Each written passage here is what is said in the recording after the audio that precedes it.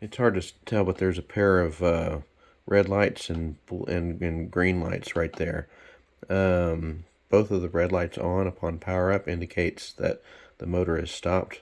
The red lights correlate to the bottom transistors on the H bridge, and the green lights correlate to the top transistors on the H bridge. I've got the switch input for left and right, and I've got a view on the scope.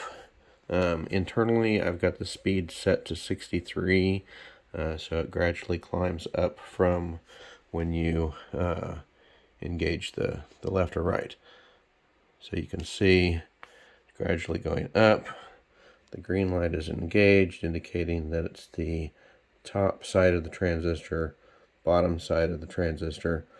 So my problem is I can't do right because I don't have any input for the quadrature input, so it has no idea that basically it's not moving. It's sending the signal to move the motor, but the motor's not providing the feedback for the quadrature, so that it doesn't know, it's not aware of any distance. So that's all.